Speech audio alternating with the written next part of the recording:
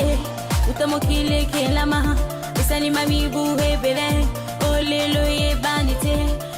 Mbote pe boye ibolamu na bino balandi ya Vom Television na kati ya émission na bino mokolo mwalelo esika wapi toyaka koyebela lisusu manaka na biso na kati ya calendrier africain oyo ezali bongo bokoko na biso baindo totondi bino penza botondi tosimba babuku na bikomeli na biso na tina ya kokoma ete mokolo mwalelo kati na manaka na biso tozali bongo mokolo mwankenge mwatuku mibale na motoba kaka na kati ya bopemi na biso ya sambo na sanza na biso ya zomi na mibale kaka eleko ya kisiu mobu monkama na tuku misato na mibale wana na kati ya manaka na biso baindo oyo tokendaka bongo kobalisa na manaka ya bapaya lelo tozali bongo lundi le 23 août 2021 tokobalisaka yango po ete bososola malonga penza ekokaka bongo kozala lolenge kani manaka na biso ali kotambola pe lolenge manaka ya bapaya ezali likasi ya motuya esengaka na biso kosimba mingi penza nde manaka na biso baindo soki mituna mikozala to bankokoso mikozala bozanga te na kobenga biso na nzela ba numero kaka oyo ezali bongo affiché na etando bokozwa pena biyano ya malonga na mituna na bino kolandela mai oyo etali bongo manaka na biso baindo tosukaka biso na bino wana te bandeko balandi se na kopesa bino manaka ya mokolo mpona nini te totombela lisusu atako na musika bambotama elamu na bandeko na biso banso bayeba botami bongo mokolo mwalelo kimi ya mfumu kimbangu kimi ya tata mokeli ebakisela bino penza mikolo ebele na kati ya bomoi na bino na tina ete boko kisama ya bosila koyena yango na mokili kasi pona bino ba bosepeli totombela bino bambotama elamu na Vom Television bozwa bongo commentaire ya ndeko mopepe sala kamo ba bien bozanga tena kobenga biso kaka na ba numéro ezali affiché na se etando manaka na bino avant 48 heures emikotela eyambema tokoyembela bino lelo mbotama na bino tokosepela po na bino ekozala penza malamu mingi nde mokumba ezali pa na bino biso tokoyemba tokosepela elongo na bino.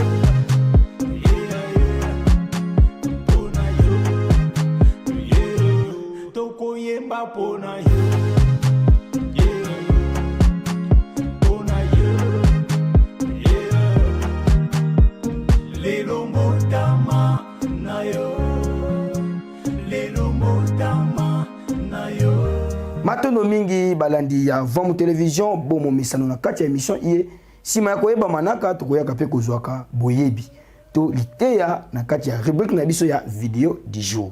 to tsika esika na bandeko na biso ya régie batela biso mai o balengelaki mokolo mwalelo sima na yango nde tokutani lisusu biso na bino. Le fait de ne pas avoir obéi au code de déontologie, est-ce que c'est ça qui est important? Est-ce que le fait qu'un enfant de moins de 20 ans fasse un vaccin et qu'il a plus de chances de mourir du vaccin que de la maladie, est-ce que c'est ça qui est important?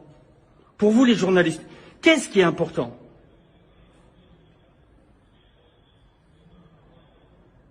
Vous avez un travail d'investigation. Pas Chagan fait de l'investigation. Est-ce que vous faites de l'investigation? En Israël, il y avait 0 mort avant le vaccin chez les enfants. Il y a déjà 28 morts. Samedi dernier, j'étais à Ettelbruck à la maison médicale, j'ai vu un jeune de 19 ans qui a fait un infarctus. Qu'est-ce qui est important? Qu'est-ce qui est important pour vous? Les 1 an que je vais avoir, je peux vous dire, c'est rien. Par rapport à la mort d'enfants qui vont probablement mourir, on va peut-être avoir une dizaine d'enfants qui vont mourir au mois de décembre. Qu'est-ce que c'est les 1 an du doctorat? C'est rien du tout. On a le temps, comme dit le docteur Raoult, le professeur Raoult, la science, elle donne le temps. On verra avec le temps.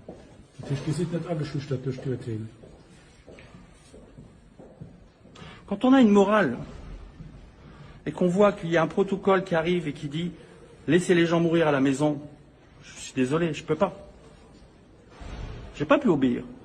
Si je dois faire un vaccin à un enfant et que je sais que cet enfant a plus de chances de mourir du vaccin que de la maladie, je ne vais pas faire un vaccin. Je suis allé dire à certains collègues, je leur ai dit, à partir du moment où vous faites un vaccin et que cet enfant a plus de chances de mourir du vaccin de la maladie, vous êtes coupable. Et je suis désolé de le dire, mais c'est comparable aux médecins qui se sont retrouvés à Nuremberg. Et ils ont répondu, on a obéi. Matono mingi bandeko balandi ya Vom Télévision le kwato lo bakezali tando ya bonsomi et ya bola musiba indo na pongi ya solo maimos to kochela kabino za kase na tina kopesa bino mateya tango ne songanzela balobaka ete mondele alinga kabiso ti mainyoso basalaka ezali mabe pona biso kasi bayike peto telemaka pona kobundisa bobino moko bosili kolanda wana zali le poso moko te lokola biso ndenge ni azali kotalisa na mai oitali ba virus ba vaccin mokolo nini o biso sito telemela mai ya mabe to mai oyo bango bazali kosala epai na biso yango to sengaka na bino bandeko balandi tango nyonso litoi na biso na Vom Télévision pona koyoka mateya pe maloba ya nisonga nzila soki to tia yango na kati ya centre bomo na biso ekokumbela biso pe na mbongwana boyebi pe lisiko ya libela na biteni nyonso atako na politique religion science technologie pe bongo na bongo totondi bino botondi lisusu lolenge bopesaki tango pengo ngwana bino na kati ya émission iye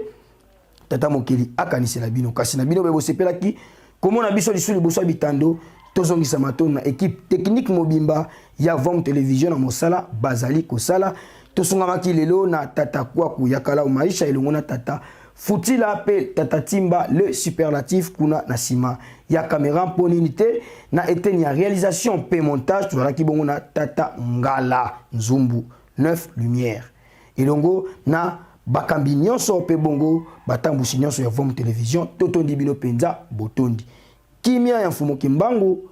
kimia tata mokeli okati ya mabota na bino nkenge lamu tokutani pona biso na bino na nsona ya lobi.